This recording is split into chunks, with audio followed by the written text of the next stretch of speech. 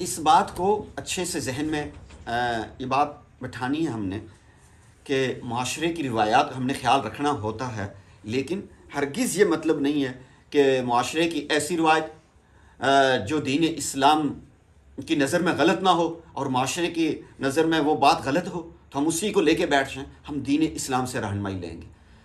अजीब व गरीब बात ये हुई कि फिर प्यारे आका हुजूर ख़ातमुन नबीयीन सल्लल्लाहु अलैहि वसल्लम ने जो मुँह बोले बेटे की बीवी थी, जो बहू बनी हुई थी, बाद में उनको खुद निकाह का पैगाम भेज दिया। उनसे नबी पाक सल्लल्लाहु अलैहि वसल्लम ने खुद शादी कर ली। खुद सोचें हमारे माशरे में, क्योंकि हकीकी बेटे की जो बहू होती है ससुर की, उसके साथ निकाह जायज़ नहीं है। लेकिन वहाँ के अरब के माशरे का था कि वो जो बहू होती थी, मुँह बोले बेटे की भी जो बीवी होती थी, वो हकीकी बीवी की तरह होती थी। लेकिन आप अलैहिस्सलाम ने उन गलत रस्म और रिवाज को तोड़ के बताया और आप अलैहिस्सलाम ने खुद शादी कर ली, खुद शादी कर ली, जिनके बारे में खुद सिफारिश की, कल खुद ही शादी कर ली। तो इसलिए प्लीज़ इस चीज़ को समझा जाए अच्छे से कि तलाक खुला के जो मामलात हैं इनसे हर मुमकिन बचने की कोशिश करनी चाहिए, लेकिन इतना भी नहीं कि हम इसको कुफर समझ लें, इसको जुल्म समझ लें, हम इसको ऐसी बुरी चीज़ समझ लें कि बस अपनी बेइज्जती समझना शुरू कर दें। दोनों को अच्छे से चलाना चाहिए। नहीं हो सकी, नहीं चल सका, अच्छे से दुश्मनियों के बगैर अलग होकर अपनी अपनी ज़िंदगी गुजारनी चाहिए। हमारे यहाँ माशरे में दूसरे बड़ा एक अलमिया ये है कि जहाँ खुला हो जाए, अगर लड़की खुला ले ले तो लड़के वाले पूरा ख़ानदान उसका ऐसा दुश्मन बन जाएगा कि अल्लाह की पनाह। ऐसे लगता है कि इस लड़की ने या इस लड़की के ख़ानदान वालों ने पीछे को इनके 5-7 कत्ल किए हुए। और मर्द ऐसे हमारे माशरे में दीन की तरबियत ना होने की वजह से ऐसे जालिम और बदबख्ती के रास्ते पे चलना शुरू हो गए हैं कि वो मर्द अगर उनके बच्चे उनके पास हो जाए, माँ से मिलने नहीं देते कि इसने खुला ले ली, इतना उसको ज़हनी टार्चर किया जाता है कि अल्लाह की पनाह। प्लीज़ खुदा के लिए, अगर आपके बेटे से, अगर किसी ने, अल्लाह ना करे, आपके भाई से अल्लाह ना करे, किसी ने खुला ले ली, उसको दुश्मनी ना समझे। उसको नहीं चल सके, उसका मिजाज नहीं मिल सका, बस ठीक है, उसका अपना रास्ता। अच्छा, इस ज़िमन में चंद बातें हमने उलमा सुलहा की, जी औलिया अल्लाह जो नेक लोग होते हैं ना, ये आज भी दीन के ऊपर अमल करके दिखाते हैं। मेरे एक उस्ताजी थे, मेरे एक उस्ताजी की शादी हुई, मेरे दूसरे बड़े उस्ताद जो उनके भी उस्ताद थे और मेरे भी उस्ताद थे, उनकी बहन से शादी हुई थी। मैं नाम नहीं लेता क्योंकि मेरे बहुत सारे उस्ताद हैं, बहुत मदारिस में मैंने पढ़ा हुआ है, तो किसी को आम अंदाज़ा नहीं होगा, लेकिन एक समझाने के लिए, अल्लाह वालों के लिए मामला समझा रहा हूँ। मेरे उस्ताद आलिम भी, मेरे उस्ताद मुफ्ती भी, और उन्होंने आगे अपने उस्ताद की बहन से शादी की हुई थी, वो उस्ताद जी बहुत बड़े आलिम, बहुत बड़े अल्लाह वाले, बहुत बड़े मुफ्ती, और इतने अजीम ख़ानदान से कि आप सुन के हैरान हो जाएं। अल्लाह की शान हमारे उस्ताद जी की उन अपनी अहलिया साहिबा से नहीं बनी, तो उनके मामला अलग हो गए। अब जो बड़े उस्ताद जी थे ना, उन्होंने जब हमारे मदरसे में आना था तो मैं बड़ा परेशान था। मैं दिल में, जैसे उस वक़्त उम्र कम थी, काफ़ी पुरानी बात है, तो ना समझी थी, तो मैं सोच रहा था कि अब बड़े उस्ताद जी आएंगे, पता नहीं इनको निकलवा देंगे, इसको उनको यहाँ के मदरसे वालों को कहेंगे कि इस उस्ताद को यहाँ से निकाल दें, ये मेरी बहन के साथ सही नहीं रहा। गालिबन वो उस्ताद जी की बहन की तरफ से मुतालबा था कि मैंने साथ नहीं रहना, या जो भी था, मैं कोई बहुत ज़्यादा तफसीलात का नहीं, लेकिन इतना ये कन्फर्म है कि अलहदगी हो गई थी। या अगर उस्ताद जी ने तलाक दी होगी तो बड़े उस्ताद जी कहेंगे कि अच्छा आपने मेरी बहन को तलाक दी है, तो इसको यहाँ से मदरसे से निकालो, इनके साथ सलाम नहीं करेंगे, इनकी तरफ देखेंगे नहीं, क्या होगा। और मुझे दोनों उस्तादों के साथ बड़ी मोहब्बत थी, दोनों के साथ बड़ा गहरा ताल्लुक़ था, और उन दोनों का भी शुरू में बहुत अच्छा ताल्लुक़ था। अल्लाह की शान के जब वो बड़े उस्ताद जी हमारे मदरसे में आए और मैंने जब पहली दफ़ा देखा तो मैं तो हैरान हक्का बक्का रह गया कि उस्ताद जी, बड़े उस्ताद जी, वो उन उस्ताद जी से जो छोटे मेरे उस्ताद जी थे, उनसे जो उनके आगे शागिर्द थे, उनसे बहुत प्यार मोहब्बत से हंस के मुस्कुरा के बात कर रहे हैं। वो उनके पास आ रहे हैं, उनके कान में कुछ बात कर रहे हैं। यकीन जानिए मुझे इतना झटका लगा कि ये कैसे मुमकिन है। फिर मेरे जहन में ये बात आई, हो सकता है कि बहुत ज़्यादा ज़रूरी बात हो, उसके लिए उस्ताद जी बात कर रहे हैं, वरना तो इस तरह तो कोई नहीं कर सकता कि बहन को तलाक हुई और बंदा उसके साथ इतने प्यार मोहब्बत से बात करे। शाम को कोई मजलिस थी, कोई आगे मामला थे, प्रोग्राम थे इदारे में, तो वो देखा कि वो उस्ताद जी खाने में उनके साथ, वो हमारे उस्ताद जी उसी तरह अपने उस्ताद जी की खिदमत कर रहे हैं यानी वहां दुश्मनी का, उस चीज का कोई सिरे से तज़किरा ही नहीं था। यकीन जानिए, मैं नहीं, बीसियों लोग, सैकड़ों लोग इस बात के गवाह हैं, सैकड़ों लोग इस बात के गवाह हैं कि वो बिल्कुल नॉर्मल तरीके से आज तक मिलते हैं। और कल हमारे उस्ताद जी तशरीफ लाए, जब आप लोगों को हदीस का सबक उन्होंने पढ़ाया, तो उससे पहले की बात है, मैंने उस्ताद जी से ये वाली कोई बात की, ऐसे कोई बात चलते चलते जैसे गपशप बंदा कर रहा होता है, तो मैंने, वो उनको भी जानते थे, तो मैंने कहा उन उस्ताद जी का ये वाक़या पेश आया था, ये वाक़या पेश कहने लगे बिल्कुल आज तक उनका आपस में किसी किस्म की कोई ऊंच नीच नहीं है। उनकी भी आगे शादी हो गई, उस्ताद जी की भी आगे शादी हो गई, यानी वो जो हमारे उस्ताद जी की बहन साहिबा थी, अल्लाह उन सब की ज़िंदगी में बहुत खैर बरकत रहमत नाजिल फरमाए, तो उनकी भी शादी हो गई, उनके भी आगे बच्चे, इनकी भी आगे शादी, इनकी भी बच्चे। फिर उस्ताद जी कहने लगे कि जामिअत रशीद में एक फ़लाँ उस्ताद थे, नाम लिया कि फ़लाँ साहिब हैं, आप उनको जानते हैं? मैंने कहा जी जानता हूँ। कहने लगे उनके अपने सगे 2 भतीजे, और वो सगे दोनों भतीजे उनके अपने दामाद भी थे, और अल्लाह की शान एक के बहुत अच्छा चला, और एक लड़के लड़की का आपस में नहीं बनी तो तलाक हो गई। कहने लगे कि हमने अपनी आंखों से देखा, जो दामाद था वो तो अपने चचा के घर भी या अपने सास ससुर के घर तो जाता ही जाता था, जिसकी तलाक हो गई थी वो भी अपने चचा चच्ची के पास उससे ज्यादा अच्छे तरीके से जाता था, उससे ज्यादा प्रोटोकॉल के साथ जाता था। इसको कहते हैं दीन इस्लाम को समझकर सीने के साथ लगा लेना। ये बात अच्छे से समझ ली। तलाक खुला के मामलात हो जाना एक नॉर्मल बात है, इसको दुश्मनी नहीं बनानी चाहिए, इसमें इंतकाम नहीं लेना चाहिए। आज के ज़माने में अल्लाह के नेक बंदे, उलमा, सुलहा ऐसे मौजूद हैं जो इन चीज़ों पर अमल करते हैं, निभाने की कोशिश करते हैं, निभ जाए बहुत अच्छी बात, नहीं निभ पाई, खुला ले ली, तलाक हो गई, बात खत्म, बस नॉर्मल सी चीज़ है। तो यानी कम अज़ कम हम सारी दुनिया के इंसानों को, माशरे को ठीक नहीं कर सकते, हम खुद जहनी तौर पर इतने हो जाएं कि किसी की कोई परवाह ना करें, अपने मामलात हों, अपने बच्चों के मामलात हों, बहन भाइयों के मामलात हों, अच्छे से चलाएं, नहीं चल पा रहे कोई बात नहीं। और खुला होने के बाद, तलाक होने के बाद के मामलात, अगर बच्चे हैं, बच्चे नहीं हैं, दोनों सूरतों में जो लेन देन के मामलात होते हैं ये बच्चों के शरीयत के ताबे। बहुत अच्छे अच्छे घरानों में देखा, मेरे पास कई दफ़ा लोग बच्चे पूछते हैं कि अब वो बच्चे को वो बाप लेना चाह रहा है, तो लेकिन वहाँ गड़बड़ हो जाएगी, ये हो जाएगा, मिलने नहीं देते। अच्छे अच्छे नमाज रोज़ा तहज्जुद पढ़ने वाले बेटे को बाप के साथ नहीं मिलने दे रहे। नमाज रोज़ा तहज्जुद करने वाले, मैं उनको बदबख्त कहूँ, जालिम कहूँ, क्या कहूँ, वो माँ के साथ बच्चे औलाद को नहीं मिलने दे रहे। इससे बड़ा जुल्म क्या होगा कि भाई इनकी माँ ने खुला ले ली, बच्चों के साथ मिलने नहीं दे रहे। इस मुआशरे में इस चीज़ के खिलाफ आवाज़ उठानी चाहिए, हमें खामोश नहीं रहना चाहिए, किसी से डरना नहीं चाहिए। कोई भी कहीं भी कोई ऐसा मौका उन लोगों को समझाना चाहिए आप जुल्म कर रहे हैं। अगर उसने खुला लिए, शरीयत ने उसको खुला का हक दिया, आपके साथ नहीं बनी, आपकी गलती ना, उसकी अपनी गलती से नहीं बन, आपके साथ मिजाज नहीं मिला।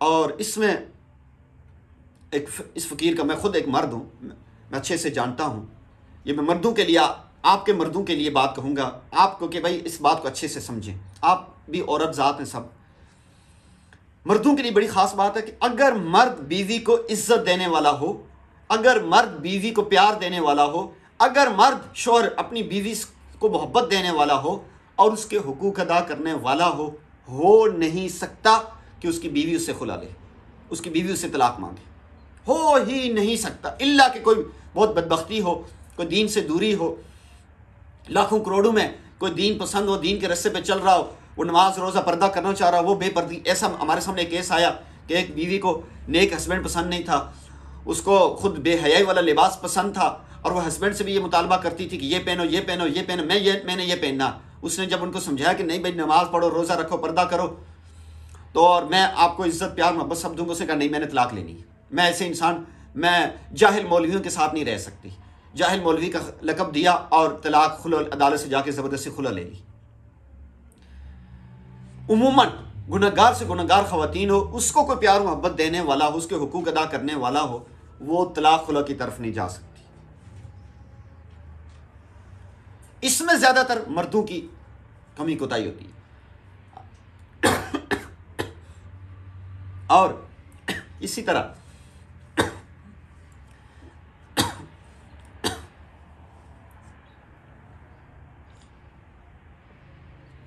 इसी तरह बड़ी ज़रूरी बात यह है कि अगर वाइफ अखलाक वाली हो, वाइफ मोहब्बत इज़्ज़त एहतराम देने वाली हो, बद ज़ुबान बद अखलाक ना हो, तो एक अच्छा इंसान, एक नॉर्मल मर्द कभी भी उस बीवी को अपने से दूर नहीं करता। मैं बहुत ज़्यादा सोशल हूँ, लोगों के साथ उठना बैठना, लोगों के मसाइल सुनना वगैरह, तो इस बात का बहुत तजर्बा हुआ कि जब ये चीज़ें होती हैं कहीं ना कुछ मसाइल होते हैं। अगर शोहर तलाक दे रहा है, एक नॉर्मल शोहर है, तो वो ऐसे तलाक नहीं देगा, यकीन जानिए ऐसे तलाक नहीं देता। और हमारे माशरे में जहाँ बहुत बुरा समझा जाता है उसमें कोई तलाक नहीं देता। तलाक की तरफ तभी जाता है इंसान के जब वो वाकई अंदर से ख़त्म हो जाता है, या एक औरत तब खुला का मुतालबा करती जब वो अंदर से ख़त्म हो जाती है।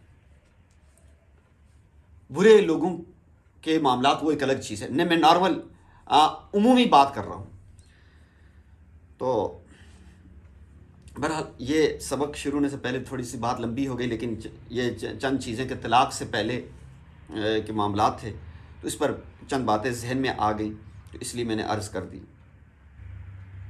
सफ़र नंबर 54 पे देखें, 54 नंबर 1, तलाक देने से पहले नसीहत करना और समझाना। नसीहत करना और समझाना, ये शोहर उसको समझाना चाहिए, उसको एतमाद दिलाना चाहिए, बीवी को एतमाद दिलाना चाहिए। जो जो नसीहतें कर सकता है वो नसीहतें करें, समझाना चाहिए। समझाने की तरतीब समझाने का तरीक़ाकार क्या है? अकेले में बैठकर उसे बताना चाहिए कि मुझे आपसे ये शिकायत है, मुझे आपसे ये मसला है, प्लीज़ ये चीज़ें ना करें। हस्बैंड वाइफ को उमूमी तौर पर अकेले बैठकर अच्छे तरीके से बात करनी चाहिए। बाज़ हस्बैंड वाइफ कहते हैं कि नहीं, वाइफ कहती हैं कि मैं बोलती हूँ तो हस्बैंड गुस्सा होना शुरू हो जाते हैं, बात नहीं सुनते, या हस्बैंड को ये होता है कि मैं बात करती हूँ तो आगे रोना शुरू हो जाती है, जज्बाती हो जाती, बात सुनती नहीं है। तो इसका एक दूसरा हल आज के ज़माने में ये मोबाइल वाला है कि आप लिख कर या वॉइस मैसेज करके मैसेज करें, और इतना अपने अंदर इतना स्टेमिना रखें कि एक दूसरे की गुफ्तगू 5, 10, 20 मिनट का उसका वॉइस मैसेज सुन लें, कि उसको एक दूसरे को समझना चाहिए, सुनना चाहिए कि क्या एतराज़ क्या है, इसको मेरे से क्या एतराज़ है। ये बड़ा ज़रूरी है। तो बहरहाल हस्बैंड को समझाना चाहिए, नसीहत करनी चाहिए। नंबर 2, फिर भी अगर बात नहीं सुन मान रही, अलग बिस्तर पर सोना, जो एक नफ्सियाती सज़ा है। उसे कहें कि आज के बाद आपका बिस्तर अलग होगा, मैं अलग होऊंगा। अब इस पर सवाल पैदा हो सकता है, कमरे में एक ही बेड है तो एक नीचे छोटा सा मैट्रेस लेके नीचे बिछा के सो जाएं आप, थोड़ी सी मर्दों के लिए एक कुर्बानी दें, उसे दिखाएं कि भाई मैं आपके साथ नहीं सो रहा, आप मेरी बात नहीं सुनती हैं, आप मेरे मामलात को नहीं समझती हैं, मेरे साथ ताउन नहीं करती हैं, या बद अखलाक हैं या बद ज़ुबान है, तो ये उसको नफ्सियाती सज़ा देनी चाहिए। मुमकिन है इससे औरत सही रास्ते पर आ जाए। नंबर 3, तंबी के लिए मामूली मारपीट। आय अल्लाह जी, बशर्ते के मारने से फ़ायदा हो लेकिन ज़्यादा ना मारा जाए, इतना ना मारे कि जिस्म पर निशान पड़े। ऐसी जगह ना मारना चाहिए जिसमें नुकसान का अंदेशा हो, जैसे चेहरा, सीना और पेट वगैरह पर। लेकिन ये याद रहे कि नबी करीम सल्लल्लाहु अलैहि वसल्लम ने कभी खादिम या औरत को नहीं मारा। एक औरत ने आप सल्लल्लाहु अलैहि वसल्लम से शोहर की मार पिटाई की शिकायत की। आप सल्लल्लाहु अलैहि वसल्लम ने फरमाया, तुम में से एक शख्स अपनी बीवी को गुलाम की तरह मारता है और फिर उससे बगलगीर भी होता है, शर्म भी नहीं आती। अल्लाह अकबर, कि यानी इसको मार कर रात को उसके साथ अपनी ज़रूरत पूरी करते हो, मुलाकात करते हो, शर्म नहीं आती है? ऐसे मर्द को अल्लाह ने यह हुक्म दिया। ये फुकहा ने एक तंबी के लिए एक चीज़ बयान की है। बहुत सारे नासमझ मर्द यही चीज़ है ना कि वो खुद से कोई चीज़ पढ़ी हो, खुद से जब उलमा से दीन नहीं सीखते, किताबों से चंद बातें पढ़ी, एक हदीस पढ़ ली, किसी फ़कीह का कौल पढ़ लिया, किसी बुजुर्ग का कोई कौल पढ़ लिया, तो बस उसको लेके जाके शुरू हो गए कि बुजुर्गों ने फरमाया, फुकाहा ने फरमाया कि बीवी को मार सकते हैं। खुदा का खौफ करें, बीवी को मारने से यहाँ मुराद ये है कि अगर पहले उसके नफ्सियात को समझे कि अगर मैं इस पर ये डरपोक है, अगर मैं हल्का सा मैंने हाथ उठा दी, ये डर जाएगी, उसके बाद मेरी बात को मानेगी, सुनेगी। ये नहीं कि सारी ज़िंदगी का ठेका ले ले कि इधर से मुड़े थप्पड़ मारे, इधर से उठे लात मुक्का मार दे। इंतहा किस्म के बदबख्त जाहिल जालिम मर्द है ये मर्द कहलाने का हकदार नहीं है। इनको ना अजीब सा लफ्ज़ है, में समझाने के लिए कि जो औरत पर हाथ उठे इनको खुसरा बोलना चाहिए, मर्द नहीं बोलना चाहिए। यकीन जाने इनका ये नाम रखना चाहिए। जो मर्द अपनी बीवियों पर, अपनी औरतों पर हाथ उठाते हैं, इनका खुसरा नाम रखना चाहिए, मर्द इनको नहीं कहना चाहिए।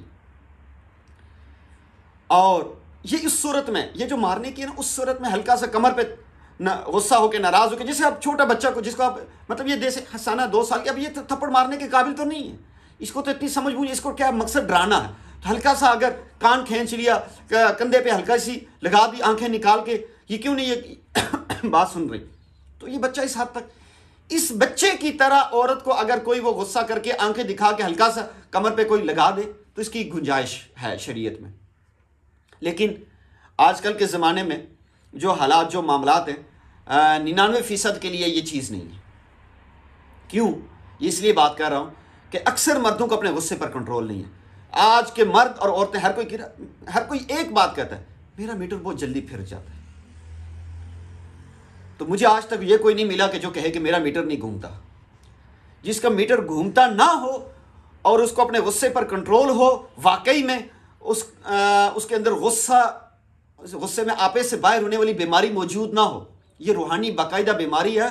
हमारे रूहानियत में इस पर बाकायदा जिक्र करवाया जाता है, लतीफ़ा रूह।